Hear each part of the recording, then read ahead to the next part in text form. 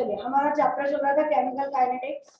Start किया था हम लोगों ने, जिसमें रेट ऑफ केमिकल रिएक्शन के बारे में हमने किया था। एक दो न्यूमेरिकल जैसे सॉर्ट आउट भी किए थे, कैसे सॉल्व करते हैं, क्या होता है। आज हम हेडिंग लिखेंगे factors affecting rate of chemical reaction. Theory part है factors affecting rate of chemical reaction.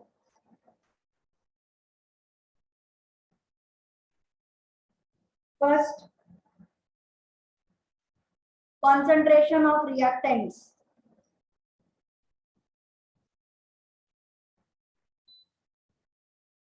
Concentration of reactants. इसमें डैश करके लिखे with increase in concentration of reactant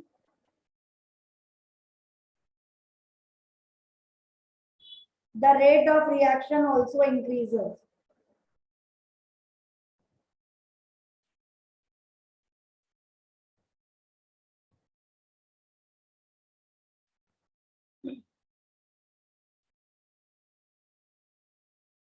जैसे अपन एक एग्जांपल लें कि भाई हम वुड को बर्न कर रहे हैं, तो अगर हमारे पास ऑक्सीजन का अमाउंट कम होगा तो वुड की जो बर्निंग है it's rate will be slow.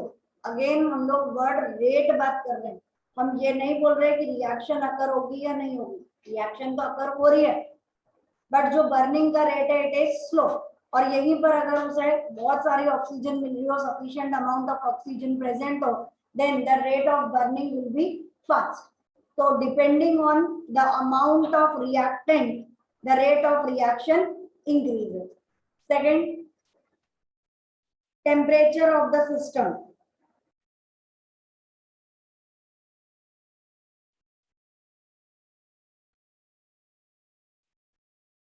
सुन लीजिए पहले, अभी तक अपन लोग जब भी टेम्परेचर के इफेक्ट की बात करते हैं, हमारे दो आंसर्स होते हैं, एक एंडो के लिए, एक एक्सो के लिए। अभी नहीं लिखना है, पहले सुनो।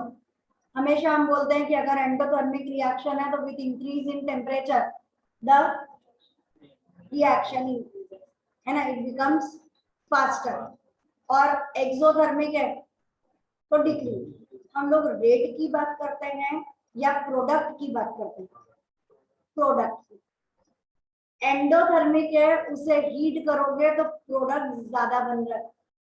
एक्सोथर्मिक है तो according to le Chatelier principle, exothermic होने के कारण टेम्परेचर ऑलरेडी बढ़ गया है, तो it favours the backward reaction. इतना ज्यादा प्रोडक्ट बन चुका है कि अब वो और प्रोडक्ट नहीं बना रहा और क्या करना चालू कर रहा है, बैकवर्ड रिएक्शन।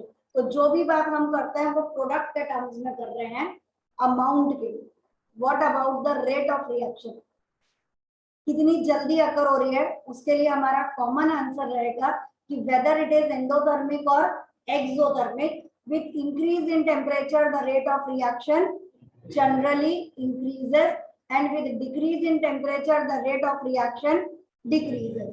Actually हम लोग मान के चलते हैं कि for every 10 डिग्री सेल्सियस, कितना 10 degree Celsius rise in temperature, the rate of reaction almost becomes double. कितना? अगर 10 डिग्री सेल्सियस का टेम्परेचर हमने बढ़ा दिया है, तो ऐसा माना जाता है, हर एक पे 100% अप्लाई नहीं होगा, लेकिन ऐसा माना जाता है कि जो रेट ऑफ रिएक्शन है वो ऑलमोस्ट डबल हो गया। तो इससे पता चलता है कि चाहे एंडो हो चाहे एक्सो हो, उसे इंक्रीज तो होना ही। तो बाकी आप अपने हिसाब से देख लो क्या लिखोगे कि whether the reaction is endo or exo,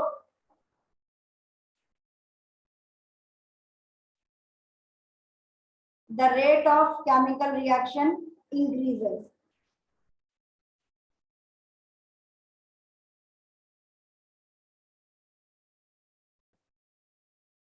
Third,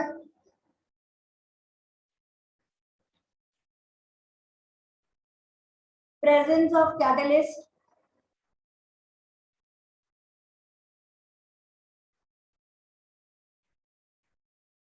अब हमारी आदत है कि in presence of catalyst the rate of reaction, आदत ही यही है। क्या बोलना है हमें हमेशा कि कैटलिस्ट है तो rate of reaction will increase, answer होता है it influences the rate of reaction. वो रेट ऑफ रिएक्शन को बढ़ा भी सकता है और कम भी कर सकता है। कम वाले को हम लोग क्या बोलते हैं, पॉइजन। कैटलिस्ट जो रेट ऑफ रिएक्शन को कम कर रहा हो दैट इज पॉइजन। लेकिन हम लोग जब लैंग्वेज लिखते हैं तो क्या लिखेंगे कि the presence of catalyst influences the rate of reaction. Influence का मतलब इफेक्ट करता है। इट कैन इंक्रीज और decrease the rate of reaction. If it decreases then it is called as poison. तो पूरा आपको लिखना है presence of catalyst, it influences the rate of reaction,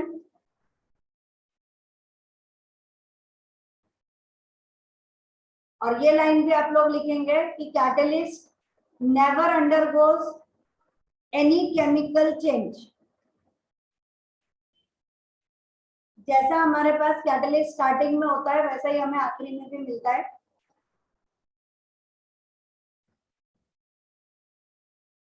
next is surface area. With increase in surface area, the rate of reaction increases. सब चीजों में बढ़ रहा है रेट ऑफ रिएक्शन, जो भी पॉइंट हम लिख रहे हैं। अच्छा, ये सब कुछ कोई भी नेगेटिव वाला आपको याद करना ही नहीं है, सब में डायरेक्टली प्रोपोर्शनली चल रहा है। एक्चुअली डायरेक्टली प्रोपोर्शनल इसलिए नहीं लिखवाया कि पता चला कि ये 2 टाइम्स हुआ तो ये भी 2 टाइम्स हो गया, इसलिए मैंने कहीं पर भी वर्ड प्रोपोर्शनल नहीं लिखवाया। प्रोपोर्शनल कब लिखते हैं, जब हम बोलते हैं कि ये चीज 2 टाइम बढ़ी तो ये भी 2 टाइम बढ़ी। अभी अपन ने कैसा लिया कि वो 10 डिग्री बढ़ेगा तब ये डबल होगा। तो इसलिए लैंग्वेज का ध्यान रखने का, कि मुझे मालूम है कि आधे बच्चे इसका शॉर्टकट यही निकालेंगे कि बोले दे आर डायरेक्टली प्रोपोर्शनल। तो प्रोपोर्शनल अपने आप में मैथ्स का एक पार्ट है जो बताता है कि ये 2 टाइम्स बढ़ा तो ये भी 2 टाइम्स बढ़ेगा। तो ऐसी लैंग्वेज नहीं लिखना। चलो next last point, exposure to radiation.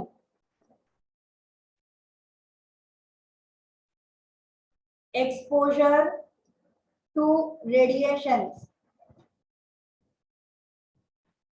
ये हर एक पर एप्लीकेबल नहीं होता, अपन डैश करके लिखेंगे in some cases the presence of certain radiations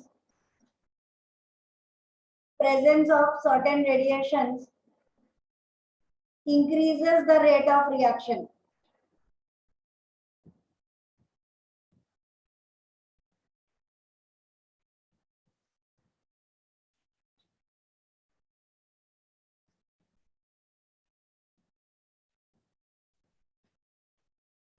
ठीक, नेक्स्ट हेडिंग लिखिए law of mass action.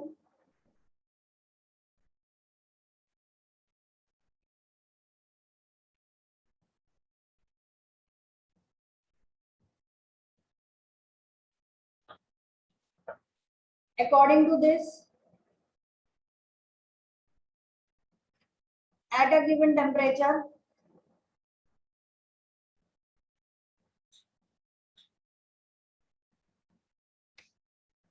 the rate of chemical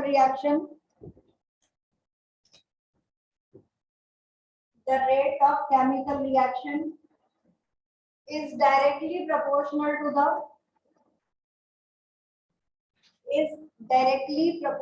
to the product of molar concentration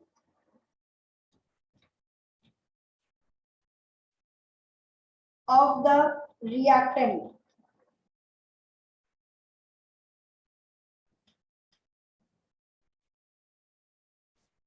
एक एग्जांपल हम लोग ले रहे हैं कि we have A plus B gives AB. So rate of reaction is directly proportional to the product of the molar concentration of the reactant. तो answer आ जाएगा rate is equal to के ए और बी। ठीक, ये वाला लॉ सिर्फ इतना सा ही है जिसे हमने बोला लॉ ऑफ मास एक्शन। ये लॉ 100% एप्लीकेबल नहीं हो पा रहा, क्यों? क्योंकि हम लोगों के पास अगर यहाँ पर आगे कोई स्टोइकियोमेट्रिक कोएफिशिएंट आ जाए तो इस लॉ में नहीं आ पाता, इसलिए हम लोगों ने एक नया लॉ बनाया। पहले इतना लिख लो, फिर वो नया लॉ लिखेंगे।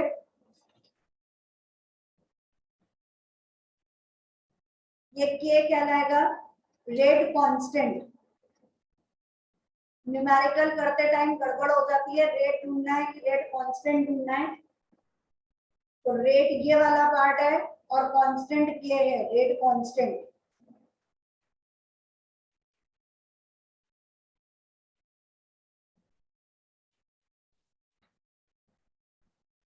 नेक्स्ट हेडिंग लिखिए rate law,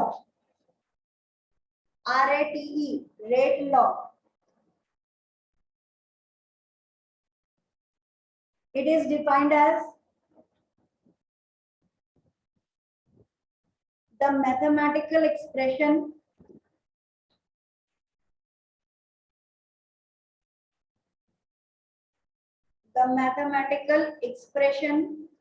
which denotes the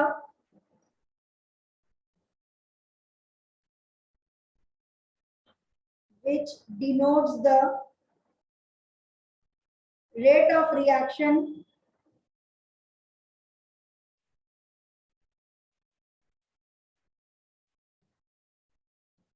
in terms of molar concentration,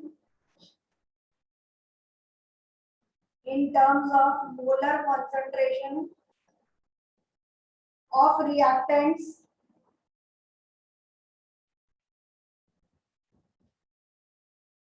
with each term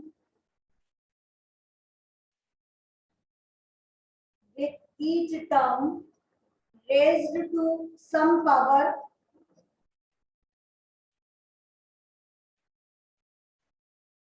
which may or may not be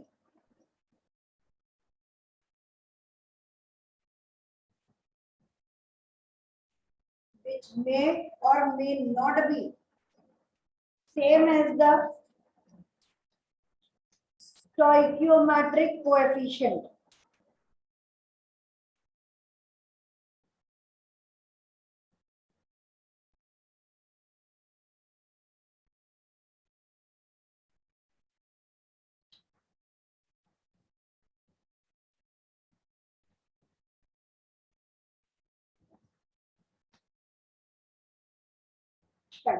हमारे पास में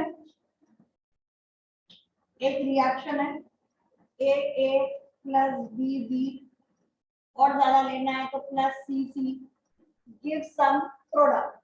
हमें प्रोडक्ट से कोई मतलब ही नहीं है क्या है, क्योंकि रेट ऑफ रिएक्शन किस पे डिपेंड कर रहा है, रिएक्टेंट्स पे। तो हम लोग प्रोडक्ट की बात कर ही नहीं रहे, जो बना वो बना, बहुत बढ़िया, अच्छा सुंदर दिख रहा है। अब रेट ऑफ रिएक्शन किस पे डिपेंड कर रहा है, तो rate of reaction is directly proportional to molar concentration of the reactants. ये कहानी तो समझ में आ गई कि हमें यहाँ पे लिखना है A, B और C।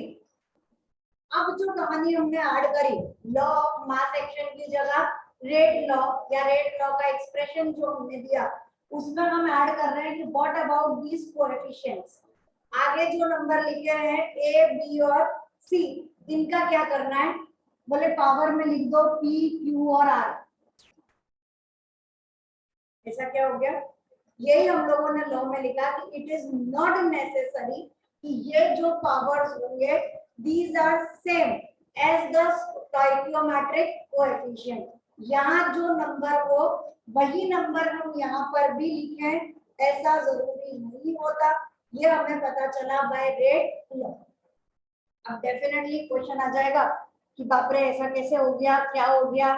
तो बेटा ये पूरा चैप्टर है, हम यही पढ़ने जा रहे हैं, हम लोग इसी बात के ऊपर स्टडी कर रहे हैं। पूरा चैप्टर ही यही बनाया गया है कि अगर हम लोग दो रिएक्टेंट्स को कंबाइन कर रहे हैं तो हमें एक प्रोडक्ट मिल रहा है। ये जो रेट ऑफ रिएक्शन रहा रिएक्टेंट से लेके प्रोडक्ट बनने तक का, ये रेट किन चीजों पर डिपेंड करता है, यही तो चैप्टर है। केमिकल काइनेटिक्स का मतलब क्या है, which tells us about the factors on which rate of a reaction depends। अब अगर इतना इजी होता कि भाई जो भी आगे नंबर लिख रहे हो वही पावर में लगा दो तो हम नया चैप्टर क्यों बनाते। ये तो हमें 10 स्टैंडर्ड से मालूम है। अगर चलो अभी बता दो कि आगे के नंबर क्या रिसेंबल करते हैं, क्या क्यों हम इन्हें दोनों जगह सेम क्यों लिखते हैं? To obey the law of conservation of mass. ठीक है, बैलेंसिंग जो इक्वेशन जो हम लोग करते हैं, बैलेंसिंग द इक्वेशन, वो क्यों करी जाती है? To obey the law of conservation of mass, कि जितना रिएक्टेंट में है उतना हमें प्रोडक्ट में मिलेगा। तो ये मास को, मोल्स को बैलेंस करने के लिए हम लोग ये एबीसी पार्ट लेते हैं। क्या सच में उन नंबर ऑफ मोल्स पे ये रेट डिपेंड करता है? ये पार्ट जो हम करते हैं ये थियोरेटिकल हुआ। अपन ने बैलेंसिंग देखी, बोले यहाँ 3 है तो यहाँ पे 3 लिख दो, ऐसा है तो ऐसा लिख दो, ये सब क्या कहलाता है? थियोरेटिकल। जब रेट ऑफ रिएक्शन हम निकालने गए तो it is not at all theoretical, it becomes experimental. Experimental कैसे? कि हमने एक एक रिएक्शन करके देखी। जस्ट एक एग्जांपल से ही चालू करूंगी मैं, क्योंकि मुझे आगे वही का वही पढ़ाना है, बट स्टिल एक क्वेश्चन मार्क के साथ हम आगे नहीं बढ़ेंगे। हम इस क्वेश्चन मार्क को यही सॉल्व करेंगे कि ये P Q R क्यों है। एक रिएक्शन ली अपन ने H2 plus Cl2 which occurs in presence of ultraviolet rays, sunlight, H nu अपन ने लिख दिया, यानी it depends on exposure to radiation। इतना समझ में आता है? अब सपोज, एक जस्ट सपोज वर्ड डाल रही हूँ, क्योंकि लैब में वो लोग क्या कर रहे हैं हमें नहीं मालूम। ठीक, अपन जस्ट एक अंदाजा ले रहे हैं कि मैंने पहले 100 ग्राम H2 लिया, 100 ग्राम Cl2 लिया, कंबाइन किया, अपना आंसर निकल। फिर मैंने H2 का अमाउंट 50 कर दिया, इसको 100 रखा, फिर अपना आंसर देखा। याद आएगा कुछ अपन ने 11 में पढ़ा था, लिमिटिंग रिएजेंट, ऐसा कुछ पार्ट चालू हो जाता है। अब H2 को 100 रखा, Cl2 को कम कर दिया, फिर रेट ऑफ रिएक्शन देखा। फिर पहले मैंने सबको, दोनों को बराबर 100 लिया, एक बार सनलाइट दी और एक बार नहीं दी। अल्ट्रावायलेट रे H न्यू जो अपन लिख रहे हैं, ये रेडिएशन से एक बार हमने दिए, एक बार हमने नहीं दिए। हर बार के ऑब्जर्वेशंस को हम लोग एक डेटा एनालिसिस के फॉर्म में पूरा रिकॉर्ड करते हैं। एक दिन की प्रोसेस नहीं, आराम से करते हैं। ठीक है, हर एक चीज का देखा जाता है कि क्या इफेक्ट हो रहा है, उन सब से एक चार्ट बनाया जाता है। और फिर हम लोगों को पता चला कि बोले इसमें हाइड्रोजन और क्लोरीन का अमाउंट चाहे बढ़ा दो चाहे कम कर दो, कोई फर्क ही नहीं पड़ रहा। फर्क किससे पड़ रहा है? बोले अमाउंट ऑफ H न्यू। अगर आप H न्यू दे रहे हो तो रेट ऑफ रिएक्शन बढ़ रहा है, नहीं तो बेचारा धीरे धीरे चलता जा रहा है। तो फिर रेट ऑफ रिएक्शन किस पे डिपेंड करा? Neither it depends on H2 nor it depends on Cl2. Its rate of reaction depends on H. पता चला? तो ये क्या कहलाएगा? एक एक्सपेरिमेंट। अभी लिखना नहीं बेटा, क्योंकि मैं इसे ऑर्डर ऑफ द रिएक्शन में पूरा समझाऊंगी। ये तो खाली इसलिए कि आपको ये पता चले कि ये अलग क्यों आ रहा है। तो अब तो मेरा आंसर हो गया कि बोले A को भी कितना ले लो 0, B को भी कितना ले लो 0 और C का भी पावर कितना ले लो 0, क्योंकि इट डज नॉट डिपेंड। पता चला थोड़ा सा? अब एक एग्जांपल लेते हैं अपन यहीं पर। मैं सेम एग्जांपल सिर्फ इसलिए दे रही हूँ कि आपको पता चले कि हर एक चीज यहाँ पर अज्यूम नहीं करी हुई है, हमने सच में इसे कैलकुलेट किया है। अब हमने लिया H2 plus I2 which gives 2HI। जब हमने इसका रेट देखा तो हमें पता चला कि rate is directly proportional to, या मैं अभी इक्वल टू ले लेती हूँ, के amount of hydrogen and also on amount of iodine. पता चलता है दोनों के ऊपर ये इक्वली डिपेंड करता है। इसका पावर 1, इसका पावर भी 1। जस्ट एक मिनट बाद मैं आपको बोलने वाली हूँ कि this is called as order of reaction. 1 + 1 is 2। ये डिपेंड नहीं कर रहा था। ऑर्डर ऑफ रिएक्शन कितना हो गया? 0। अभी अपन पढ़ेंगे, लेकिन जस्ट इसके तुरंत बाद ही मेरा वही टॉपिक है। अब अगला लिया मैंने H2 plus Br2 gives 2HBr। मैंने बिल्कुल सेम लिया है, तीनों के तीनों हाइड्रोजन लिए हैं। मैंने क्लोरीन भी ले लिया, ब्रोमीन भी ले लिया और आयोडीन भी ले लिया, because this is the best example to explain 3 different manners. एक बार हमारा आंसर 0 आ रहा है, एक बार आंसर हमारा 2 आ रहा है। अब देखते हैं क्या होगा जब हमने इसको देखा। सेम प्रोसेस चल रही है, हाइड्रोजन लेना है, ब्रोमीन लेना है, अमाउंट को कम ज्यादा करना है, सब कुछ सेम हम लोग एक्सपेरिमेंटली करके देख रहे हैं। आंसर आया रेट इज इक्वल टू के। हाइड्रोजन तो भरपूर, जितना चाहिए उतना चाहिए। बोले ब्रोमीन कितना चाहिए? जितना हाइड्रोजन है उसका हाफ। बोले वो उसका हाफ हो जाता है तो रिएक्शन बढ़िया से चलती है। अब ये पावर हो गया 1 और ये पावर हो गया 1/2। 1 + 1/2 इज 3/2। तो हमारे पास फ्रैक्शनल ऑर्डर भी आ गया। तो order of reaction can be 0, can be 1, can be 2, can be 3 और कैन बी फ्रैक्शनल। समझ में आता है? तो ये जो पार्ट हमारा चलेगा, जो भी हम ऑर्डर ऑफ द रिएक्शन की बात करेंगे, ये सच में हमने करके देखा है। अंदाजे से नहीं बोल दिया कि भाई कोई भी नंबर ले लो।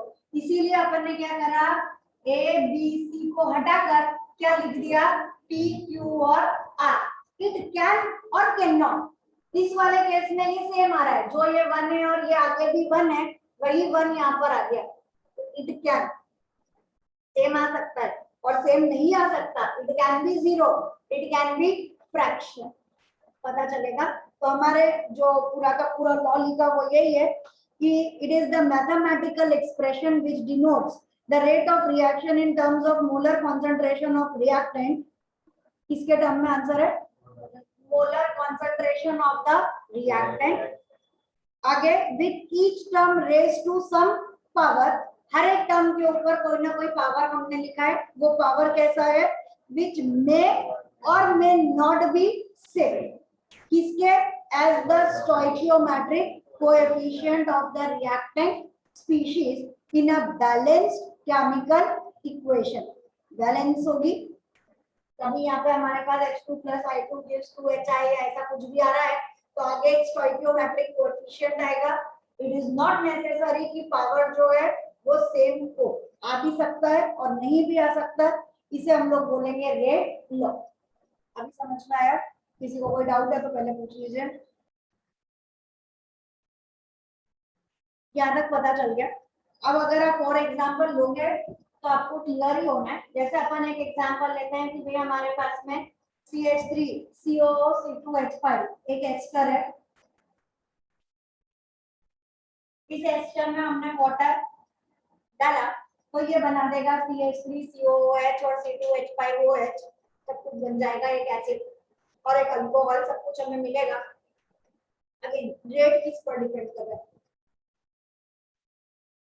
दिखता ये है कि रेट इज इक्वल टू के concentration of CH3COO C2H5 and concentration of H2O। ये बात बिल्कुल गलत। क्यों? क्योंकि मेन पार्ट किसका बनना चाहिए? पहले CH3COO और C2H5 को ब्रेक होना पड़ेगा। अगर ये डिकम्पोज होते हैं, अलग अलग पार्ट में जाते हैं, तो ही एक पार्ट H के साथ और एक पार्ट OH के साथ जाएगा। तो H2O तो सेकेंडरी बात है। फर्स्ट कौन चाहिए? बोले CH3COO C2H5। तो definitely it's rate only and only depends on CH3COO C2H5। अब अपन हेडिंग लिखेंगे order of reaction.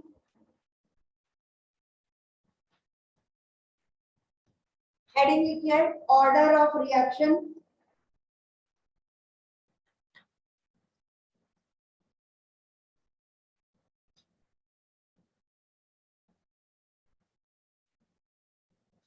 Normally it is seen that N is equal to P plus Q plus R, where N is called as order of reaction। अब आप शुरू करेंगे first order. लिखिए लिखिए, ये आपको एमसीक्यूज के लिए या एग्जांपल्स के लिए चाहिए, इसका एक्सप्लेनेशन नहीं चाहिए, आपको डायरेक्ट टिक ही करना है। N2O5 gives 2NO plus half O2. Rate is equal to, बोलो क्या है? एक ही चीज है ना भैया, तो यहाँ पे क्या लिखेंगे N2O5. पावर कितना है? ऑर्डर ऑफ रिएक्शन भी कितना होगा? 1. N is equal to 1.